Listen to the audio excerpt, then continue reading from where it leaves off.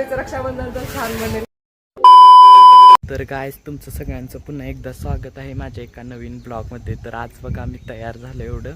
तर आजचं सरप्राईज असं असणार आहे की मी निघाली मुंबईला मायडीकडं म्हणजे प्रतीक्षा दीदीकडं. तर मध्ये नातेचा असा कसा निघालोय, अचानकच कसा निघालोय तर तरी मायडीला सुद्धा अजून माहीत नाही. तिला पण सरप्राईज द्यायचा आहे. दाजीसनी तेवढं सांगितलंय मी येणार आहे म्हणून, कुठं यायचं काय सांगून सगळं विचारून ठेवलं या.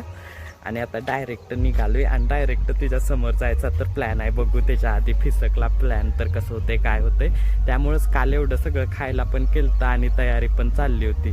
तर आज सकाळपासून काय शूट करायचं झालं नाही भरताना वगैरे, कारण एवढी गडबड झाली ना काय विचारूच नका. आणि आता आम्ही आलोवर तर बघा हे स्टेशनवर आलं, हे सामान आहे माझं.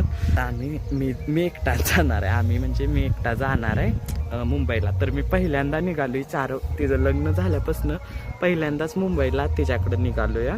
मुंबईला गेलोय मी ह्याच्या आधी भरपूर वेळा, पण तिच्याकडं पहिल्यांदा निघालोय. आणि त्यात मेन म्हणजे ट्रेननं मी पहिल्यांदा निघालोय. बसनं वगैरे गेलतो, गाडीनं गेलतो, पण ट्रेननं पहिल्यांदाच निघालोय. आता बघू कसा एक्सपिरियन्स असणार आहे. मला 2 एक्सपिरियन्स मिळणार आहे, तिच्या घरी एकदा जायचं आणि ट्रेननं पण पहिल्यांदा जायचं असा विषय आहे. तर बघूया कसं होतंय काय होतंय. त्यामुळं ब्लॉगमध्ये कंटिन्यू राहा आणि दाखवतोच मी ट्रेनमध्ये कसं. तिकीट पण मी बुक केलेलं नाही, आता जनरलनंच निघालोय. ते आणि डोक्याला ताप आहे, कसं आहे, गर्दी आहे, काय आहे ते आणि माहीत नाही, सीट मिळते का नाही ते टेन्शन आहे. तर बघू आता कंटिन्यू राहा ब्लॉगमध्ये. कसं होतंय, हाल होतंय का मी आरामशीर प्रवास करतोय ते बघू. आता चालूमध्ये चढायचं मी. गाईज मला मस्तपैकी ट्रेनची सीट मिळाली होती आणि मेन म्हणजे मला विंडो सीट मिळाली होती. त्यामुळे लोणावळ्याच्या पुढून तर प्रवास एकदम आनंदात झाला होता, कारण की व्ह्यू एवढा चांगला होता ना पावसामुळे की काय विचारूच नका. आता तो व्ह्यू तुम्ही बघाच ब्लॉगमध्ये.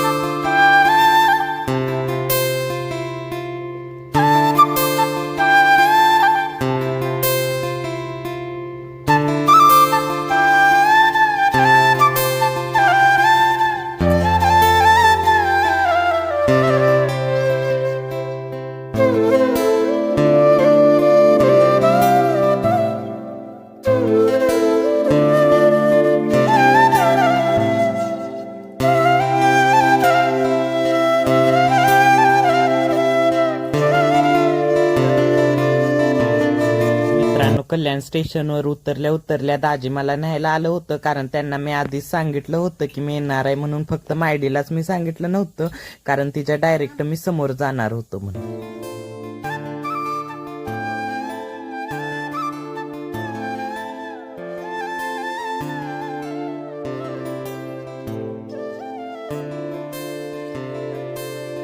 तर गाय चला आता आपण घराजवळ पोचलेलं आहे. आता डायरेक्ट घरात जाऊया आणि मायडीचं रिॲक्शन बघूया.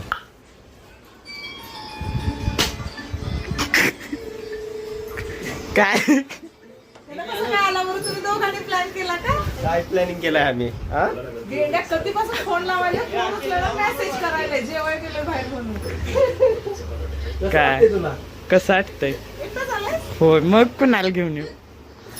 होय तर होय तर नाही, दादा नाही, मम्मी पण नाही. का सांगायचं असतं एवढा लांबचा प्रवास? हेच नाही माहित होतं की. त्यांना काय माहिती, त्यांनी सांगितलं का तुला व्यवस्थित आहे? मग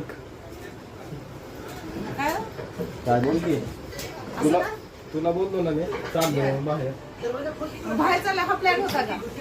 होय, पिकला असता तर आम्ही रक्षाबंधनसाठी प्लॅन केला. बाबा दादाला पण घेऊन यावं का? दादाला नाही, तिथं कोण नको. लाज वाटते का गेंड्या एवढा लांब नाही आलायस? जेवण कोणी बनवलं? सांगितलं असतं तर बनवून ठेवलं असतं. जेवण कोणी बनवलंय? काय घेऊन आलायस? आयो चपाती बटाटा दिला होता का मम्मीनं बांधून? चालू मध्ये आले तर ना तिकीट जनरल मध्ये तरी पण गर्दी नव्हती. सांगायचं होतं तिकीट काढलं असतं. किती मेंटल आहेस खरंच. स्वतः जनरलला जाते संध्याला सांगायचं का? काय मला कायम असं गडबडीमध्ये होतं ना. मग तुला दादी सोबत प्लॅन करायचं होतं, सांगितलं असतं तिकीट का काढून दिलं नाही हो त्याला? काय तुम्हाला माहिती होतं ना येणार आहे, मग तिकीट का काढलं त्याला नाही? बोललो की मी तिकीट काढतो म्हणून. हा, मी मग? बोलला चालू मध्ये येणार आहे. कसं वाटला चालूचा एक्सपिरियन्स कसा होता? तुझं नशीब चांगलं आहे, आमचं खराब आहे. मला जेवणाचं काय? मम्मीने दिलेली बटाटा चपाती खायची का? वा.